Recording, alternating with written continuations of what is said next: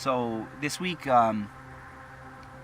pride was really like a huge, I would say, topic of conversation, not just in my own personal dialogue, but a huge issue that I had with several other people. And it's kind of interesting because it can be a positive and a negative, where positively, when we talk about pride, we really want to focus on the fact that we don't want to half-ass anything. It means going back and doing it the right way.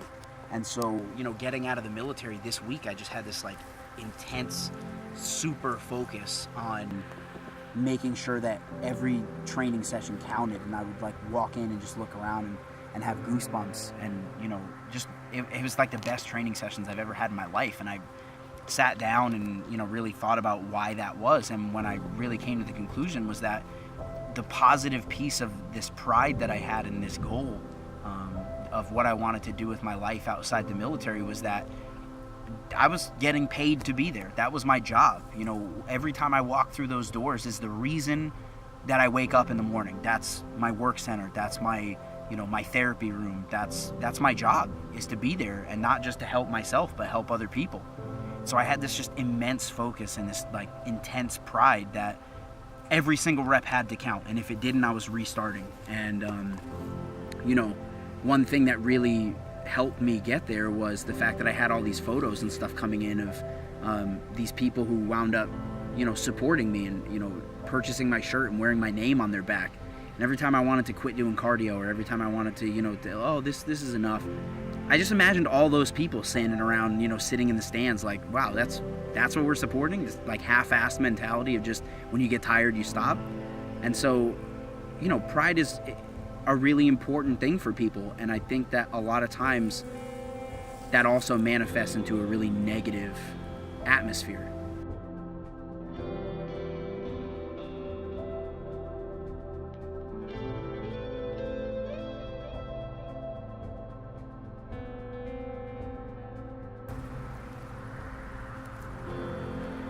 So then I had this issue of other people and letting their pride manifest the other side of the coin.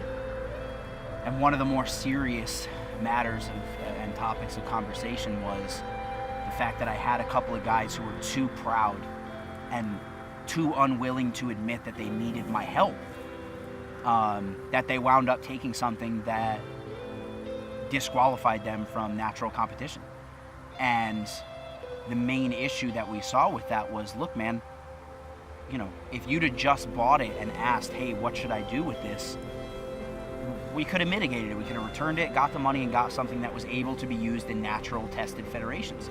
But this person had taken it, and this other guy had 3 actually that wound up taking something without telling me, that essentially null and voided their natural bodybuilding card. And the reason why that's important is, had they not told me earlier and they went to competition that way, regardless of how it looked on me, they would have been banned for life. And it was this huge burden on me where I felt really bad for them, because I had to swallow my pride and be like, look, I can't put you on stage. It goes against everything I believe in. Why didn't you tell me that you were considering even opening these bottles to use them? And they had no idea, and I felt really bad. And I started thinking again about the pride of the guy on the other end of the phone who was telling these guys, yeah, I've had guys win competitions taking this stuff. And I had to wonder, was his pride too much to admit to this beginner bodybuilder that he didn't know enough about tested federations to be able to tell him that he wasn't supposed to take this stuff? And it really weighed heavily on me. I lost sleep a couple days because I was really upset that I had to tell these kids, young kids, look, this guy led you astray, and I'm really sorry to tell you this, but it would go against everything I've signed up for and everything I believe in to put you in these federations. And then I also had to dial him back and say, look, you can't be too proud to admit that you don't know what's in these things, or you don't know what you're talking about. And that's a huge problem in the industry today, where people don't want to admit fault. They don't want to say, look, I don't know enough about that, let me look it up. Or maybe you want to ask somebody who's a little bit more knowledgeable. There's a really famous book. I can't remember the author of the name of the book right now, but it basically equates to the fact that normal people need about 10,000 hours of doing a simple topic of work to be able to be a master at it and to be, very natural at doing it well. And when I think about that, I really have to tell people, like, look, yes, everybody wants to do this and, be big time and, make their money just bodybuilding and stuff like that. But the fact of the matter is, you're not going to do that week one. You're not going to walk into the gym and become a professional bodybuilder, week one. And so this negative aspect of pride also comes to actually doing the weightlifting and actually going through these matters in the gym. Last week, I had to pull a barbell off this kid's throat because the day before I told him that he was leg pressing too much. And, he kind of gave me this, mentality of, I don't care what you have to say. And the next day, he wound up trying to bench too much and dropped it on his throat. And, without my buddy Preston even realizing it, I jumped around him and pulled it off the kid. And, he looked really embarrassed. And so I tell people, look, your pride is what's telling you that you can lift that weight. But at the same time, the only hit that's going to take is your pride when some guy has to run across the gym and pull it off your chest because you can't bench press it. And so the real question is, when you step on stage, what's going to be a bigger matter of pride?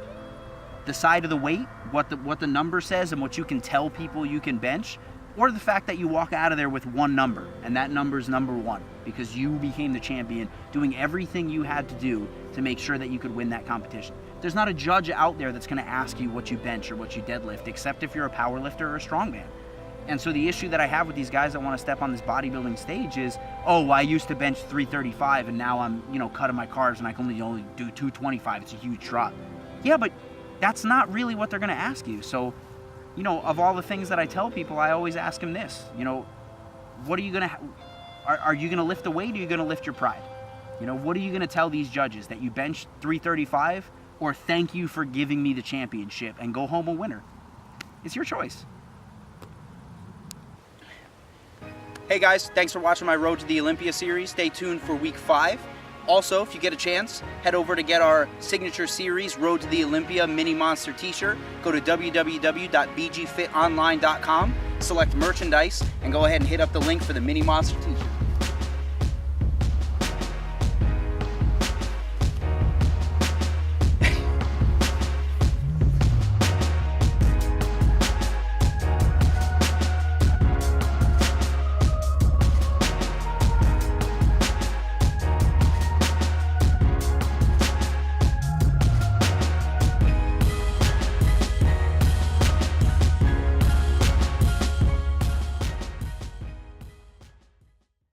Go ahead. It's too much cardio. It's too much.